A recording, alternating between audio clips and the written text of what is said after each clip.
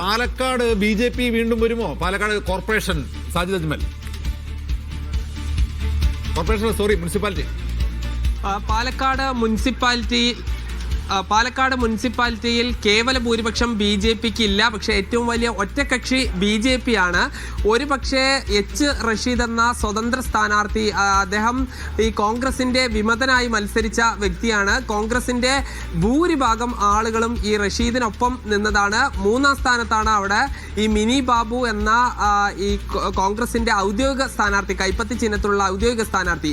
ഈ റഷീദിനെ ചെയർമാനാക്കി LDFും UDFും ഒന്നിച്ച് നിന്നാൽ BJP ഭരണം താഴെ ഇറക്കാം. BJP അത്തരം ഒരു സാധ്യത കാണുന്നുണ്ട്. അതുകൊണ്ടാണ് BJPയുടെ സംസ്ഥാന വൈസ് പ്രസിഡന്റായ C കൃഷ്ണകുമാർ പറഞ്ഞത് ഏറ്റവും വലിയ ഒറ്റകക്ഷി തങ്ങളാണെന്നും അതുകൊണ്ട് കേവല ഭൂരിപക്ഷം ഇല്ലെങ്കിലും ഭരിക്കാൻ തങ്ങളെ അനുവദിക്കുകയാണ് UDFും LDFും ചെയ്യേണ്ടത് എന്നാണ് പറയുന്നത്. ഈ 24 സീറ്റുമായി ആദ്യ തവണ അവർ ഭരിച്ചിരുന്നു. എന്നാൽ ഇത്തവണ അങ്ങനെ പൂർണ്ണമായി ഭരിക്കുമോ എന്ന് നമുക്ക് പറയാൻ കഴിയില്ല. LDFും UDFും ഈ റഷീദിനെ മുൻനിർത്തിക്കൊണ്ട് അങ്ങനെ ഒരു കഴിഞ്ഞ തവണ തൃശ്ശൂർ കോർപ്പറേഷനിൽ ഉണ്ടായ അതേ ഒരു അവസ്ഥയിലേക്ക് പോകാനുള്ള സാധ്യത പൂർണ്ണമായി തള്ളിക്കളയാൻ കഴിയില്ല. എന്തായാലും മറ്റ് നഗരസഭകൾ നോക്കുമ്പോൾ പട്ടാമ്പി നഗരസഭ കഴിഞ്ഞ തവണ LDF വിജയിച്ചതാണ്. V4 പട്ടാമ്പിയുടെ കരുത്തിലാണ് വിജയിച്ചത്. ആ V4 പട്ടാമ്പിയുടെ TP ഷാജിയും സംഘവും UDFിനൊപ്പം വന്നു. അവർക്ക് വലിയ ഭൂരിപക്ഷത്തോടു കൂടി UDF പട്ടാമ്പി തിരിച്ചുപിടിച്ചു. ചിറ്റൂർ നഗരസഭയും UDF തിരിച്ചുപിടിച്ചു. എന്നാൽ ഒറ്റപ്പാലം, അതോടൊപ്പം തന്നെ ചെറുപ്പളശ്ശേരിയിൽ വലിയ മത്സരം നടന്നിരുന്നു. പക്ഷേ അവിടെ LDF തന്നെ വിജയിച്ചു. അതോടൊപ്പം ഷൊർണൂരും ഒറ്റപ്പാലത്തും LDF തന്നെ വിജയിച്ചു. ഈ ഗ്രാമസഭകൾ നോക്കുകയാണെങ്കിൽ 22 29 ഉയർന്നിട്ടുണ്ട്. 7 ഗ്രാമപഞ്ചായത്തുകളാണ് തുല്യമായി നിൽക്കുന്നത്. അത് പറളി ഗ്രാമപഞ്ചായത്തിൽ LDFും BJPയും തുല്യമായി നിൽക്കുന്നു. പലയിടത്തും UDFും BJPയും തുല്യമായി നിൽക്കുന്ന ഒരു അവസ്ഥയാണുള്ളത്. ബ്ലോക്ക് പഞ്ചായത്തുകളുടെ കാര്യം പരിശോധിക്കുകയാണെങ്കിൽ കഴിഞ്ഞ തവണ 2 ബ്ലോക്ക് പഞ്ചായത്ത് മാത്രമാണ് UDFിന് ഉണ്ടായിരുന്നത്. ഇത്തവണ 4 ബ്ലോക്ക് പഞ്ചായത്തുകളായി ഉയർത്തിയിട്ടുണ്ട്. അട്ടപ്പാടിയിലാണ് LDFിന് വലിയ തോതിൽ അടിതെറ്റിയത്. അട്ടപ്പാടിയിലെ 3 ഗ്രാമപഞ്ചായത്തുകളും LDFിന്റെ കയ്യിൽ നിന്ന് പോയി. ഇത് കൂടാതെ ബ്ലോക്ക് പഞ്ചായത്തും പോയി. ബ്ലോക്ക് പഞ്ചായത്തിൽ UDF വിജയിച്ചു. അഗളി പഞ്ചായത്തിലും ഷോളയൂർ പഞ്ചായത്തിലും UDF വിജയിച്ചു. ഏറ്റവും ദയനീയമായ കാര്യമെന്ന് പറയുന്നത് പുതൂർ പഞ്ചായത്തിൽ LDFിന് ദയനീയ പരാജയമാണ്. ഒറ്റ സീറ്റ് പോലും ലഭിച്ചില്ല. അവിടെ BJPയാണ് അധികാരത്തിൽ എത്തിയിരിക്കുന്നത്. ജില്ലാ പഞ്ചായത്തിന്റെ റിസൾട്ട് പ്രഖ്യാപിച്ചിട്ടില്ല. പക്ഷേ കഴിഞ്ഞ തവണ വെറും 3 ഡിവിഷൻ മാത്രമായിരുന്നു ജില്ലാ പഞ്ചായത്തിൽ UDFിന് ഉണ്ടായിരുന്നത്. ഇത്തവണ 12 ഡിവിഷനിലാണ് ഇപ്പോൾ അവർ ഇലക്ഷൻ ലോക്കൽ പോളിൽ എന്തുമാത്രം നേട്ടം ഉണ്ടാക്കി എന്നതിലേക്കൊന്ന് പോകണം.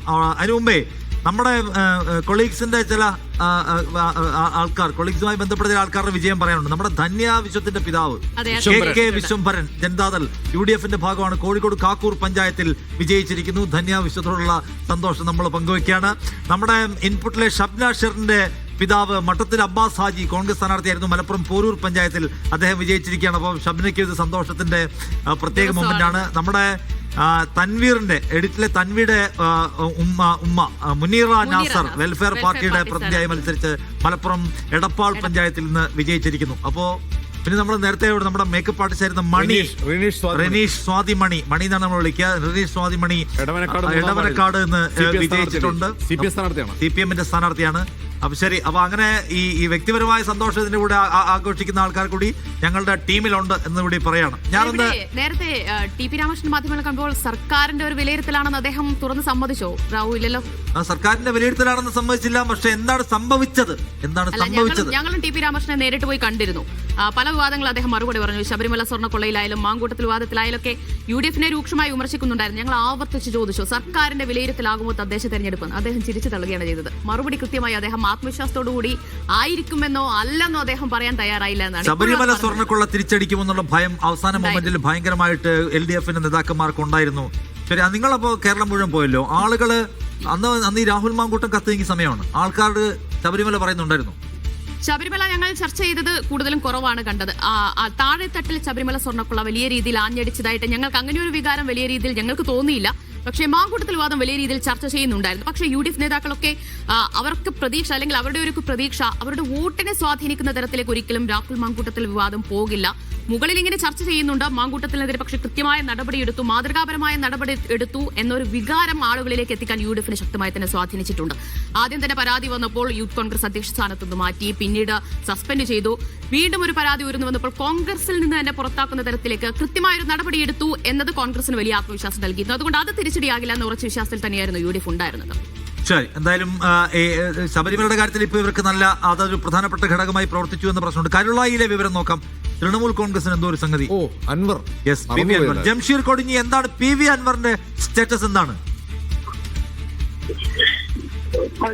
നിഷാദ്, PV അൻവറിന്റെ തൃണമൂൽ കോൺഗ്രസ് കരുളായി പഞ്ചായത്തിൽ ഒരു വാർഡിൽ വിജയിച്ചിരിക്കുന്നു എന്നുള്ളതാണ് നമുക്ക് നൽകാൻ കഴിയുന്ന വിവരം. അത് പക്ഷേ UDF-നൊപ്പം അല്ലെങ്കിൽ UDF-ന് പിന്തുണയുമായി UDF-ന്റെ പിന്തുണയോട് കൂടി മത്സരിച്ച സ്ഥാനാർത്ഥിയാണ് തൃണമൂൽ സ്ഥാനാർത്ഥി സജിത മൈക്കാറാകത്താണ് വിജയിച്ചിരിക്കുന്നത്. 2 വാർഡിൽ, കരുളായിൽ 2 വാർഡ് മത്സരിച്ചിരുന്നു. പക്ഷെ ഒരു വാർഡിൽ മാത്രമാണ് വിജയം ഉണ്ടായിട്ടുള്ളത്. മറ്റിടങ്ങളിലൊന്നും തന്നെ തൃണമൂലിന് വിജയം ഉണ്ടായതായിട്ടുള്ള വിവരം വന്നിട്ടില്ല എന്നുള്ളതാണ്.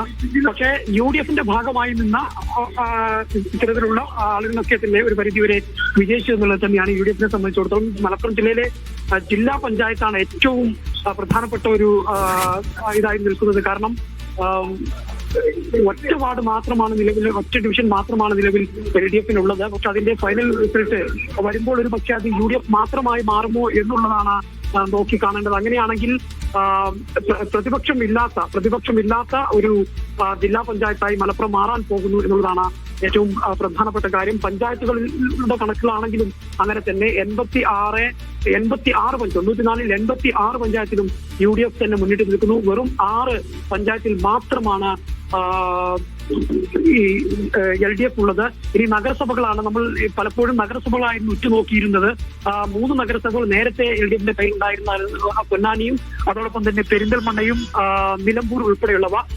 ഇത്തവണ LDF കണക്ക് കൂട്ടിയിരുന്നത് ഈ നഗരസഭകൾക്കൊപ്പം തന്നെ തിരൂരും മഞ്ചേരിയും ഉൾപ്പെടെയുള്ളവ കയ്യിൽ പിടിയിൽ ഒതുക്കാമെന്നുള്ള ഒരു കണക്കുകൂട്ടലായിരുന്നു LDF-നുണ്ടായിരുന്നത്. എന്നാൽ എല്ലാ കണക്കുകൂട്ടലും അട്ടിമറിച്ചുകൊണ്ട് പെരിന്തൽമണ്ണ കഴിഞ്ഞ 30 വർഷത്തിന് ശേഷം പെരിന്തൽമണ്ണ UDF തിരിച്ചു പിടിച്ചിരിക്കുന്നു.